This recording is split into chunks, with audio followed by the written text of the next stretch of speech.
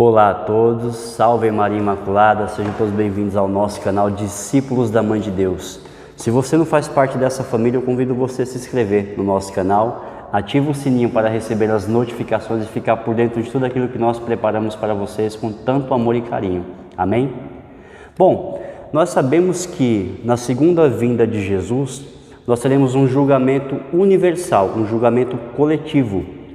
Mas também nós teremos, segundo a Bíblia nos ensina, que nós teremos um julgamento particular. E após esse julgamento particular, nós teremos aí 3 vias. Quais são elas? Céu, inferno e purgatório. E são sobre essas 3 vias que nós queremos falar um pouco hoje com vocês, tá bom? E para isso, Catecismo da Igreja Católica, amém? No Catecismo da Igreja Católica, no parágrafo 1033, diz assim: morrer em pecado mortal, sem ter se arrependido dele e sem acolher o amor misericordioso de Deus, significa ficar separado do Todo-Poderoso para sempre, por nossa própria opção livre. E é esse estado de autoexclusão definitiva da comunhão com Deus e com os bem-aventurados que se designa com a palavra inferno. O fundamento bíblico para a doutrina do inferno está em 1 João capítulo 3, versículos do 14 ao 15. Ok? Vamos lá.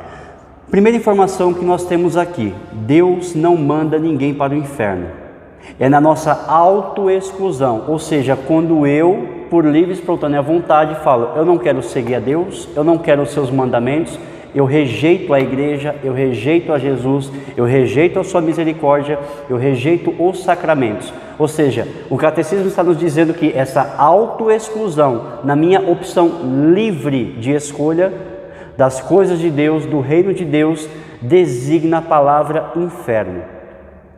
O que me chama a atenção é que na Sagrada Escritura diz que no inferno há um choro compulsivo. É um choro que não cessa, é um choro infinito, eterno, é um choro angustiante. A palavra também diz que no inferno há ranger de dentes. Ou seja, o ser humano, no seu auge da agonia, no auge da sua aflição, o sistema nervoso, ele trava e aí o ser humano começa aquele ranger de dentes, aquela aflição, aquela angústia, aquela agonia, como nós falamos. A Bíblia também diz que no inferno há um fogo devorador. E aqui nós precisamos entender que esse fogo não é o fogo do Espírito Santo, mas é um fogo que queima, que consome, que vai destruindo, mas é um fogo que não se apaga, é um fogo que não diminui, é um fogo que não cessa, é um fogo que vai nos queimando, nos destruindo, nos dilacerando eternamente. A Sagrada Escritura também nos diz que no inferno há um arrependimento tardio.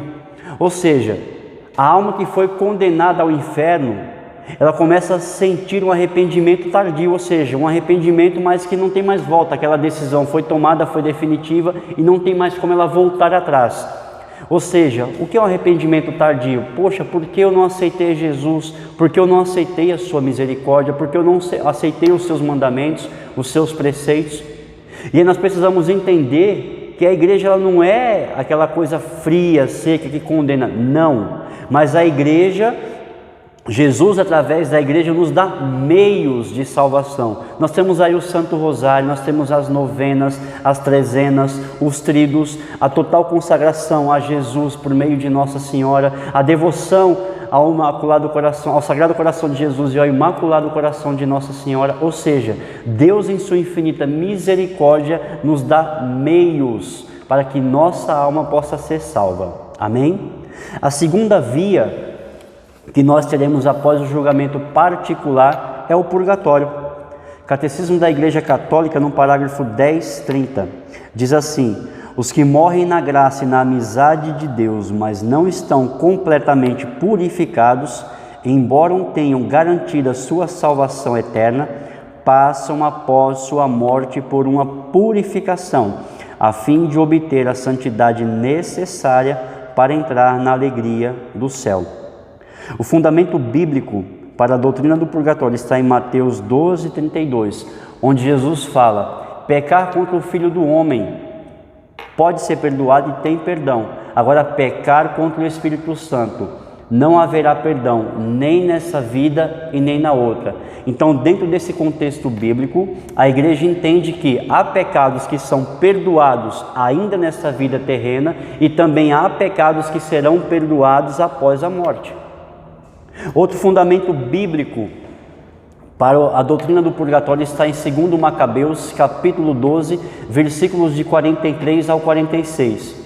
Os protestantes não acreditam no purgatório porque na revolta luterana, na rebeldia luterana, alguns livros da Sagrada Escritura foram tirados do cânone.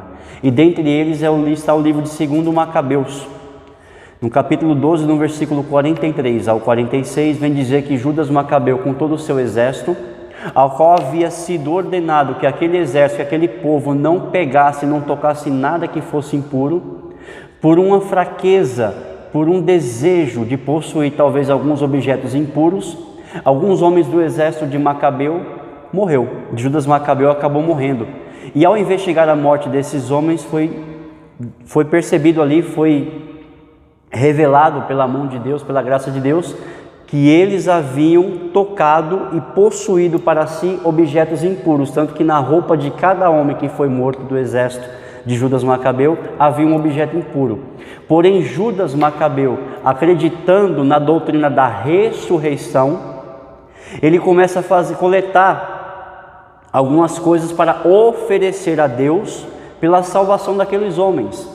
E aí nós entramos também no sacrifício, aí nós vemos em 2 Macabeus, capítulo 12, do versículo 43 ao 46, uma pré-figuração do sacrifício da Santa Missa, onde nós oferecemos a Santa Missa pela salvação, como um sufrágio pela salvação das almas do purgatório. Ok? Então nós precisamos entender que o purgatório, segundo nos diz a doutrina católica, é para quem já está salvo, mas para quem naquele último momento de vida, por algum deslize acabou pecando, ainda ficou alguns resquícios na alma daquela pessoa e ela precisa passar por um processo de purificação para poder entrar no reino dos céus. E nós vamos entender o porquê que precisa ser feito essa purificação no purgatório, e deixa uma coisa bem clara, né? Muitos santos místicos da igreja, inclusive até Santa Faustina, conduzida pelo seu anjo ao purgatório, diz que ali via um fogo consumindo, dilacerando as almas, e as almas sofrendo, gemendo, chorando, né? E ela via as almas rezando, clamando a misericórdia de Deus para sair dali. Porém, ela diz no seu diário que a oração daquelas almas não surgia mais efeito, porque naquele estado em que elas se encontravam já não podia se fazer mais nada. Elas só poderiam sair dali através das nossas orações, dos nossos sacrifícios, entendeu? Então nós precisamos entender que após a morte, meu irmão e minha irmã, nada mais pode ser feito. Então a hora é agora de buscar a Deus, de buscar os sacramentos. Você que talvez há muito tempo não realize uma santa confissão, Jesus te chama de volta à vida sacramental. E a terceira via que nós teremos após o julgamento particular pessoal é o céu. Catecismo da Igreja Católica, no parágrafo 10, 23, diz assim: os que morrem na graça e na amizade de Deus e que estão totalmente purificados vivem para sempre com Cristo, são para sempre semelhantes a Deus, porque o veem tal como Ele é, face a face. O fundamento bíblico para a doutrina do céu está em 1 João 3,2 e 1 Coríntios 13,12. Aqui nós vemos o quê? Que para entrar no céu, meu irmão e minha irmã, nós precisamos estar puros, com a alma purificada. Por quê? No céu só entra santo. Evangelho de Jesus, segundo Mateus capítulo 11, vem dizer que da geração de João Batista até os dias atuais, o reino dos céus é conquistado à força e só os violentos entrarão no reino de Deus. O que a palavra de Deus está querendo nos dizer? Que para entrar no céu nós precisamos ser violentos, mas não é uma violência física, não é uma violência verbal, não. Deus está nos chamando a uma violência na humildade. Nós precisamos ser violentos na oração, nós precisamos ser violentos na vida de oração, nós precisamos ser violentos na castidade, nós precisamos ser violentos na santidade, nós precisamos ser violentos na obediência ao Senhor.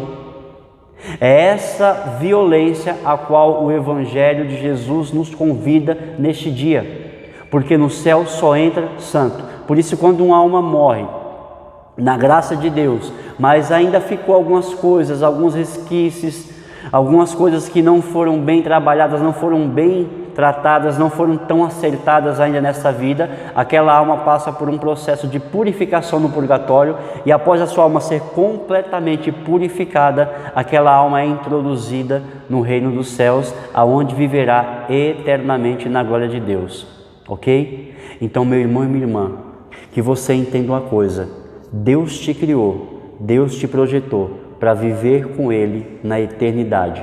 Você não foi feito para ir para o inferno, você não foi feito para viver a condenação eterna, mas você foi criado por Deus, você e toda a sua casa, para viver na glória eterna com Deus Pai Todo-Poderoso. Deus abençoe a todos, espero que você tenha gostado desse vídeo, de mais essa catequese. Compartilhe esse vídeo com seus amigos, com seus familiares. Se você não faz parte da nossa família, se inscreve aqui no nosso canal, dá o seu like, ativa o sininho para receber as notificações. Que Deus abençoe a todos e vamos lutar, porque o céu é o seu lugar. Glórias a Jesus.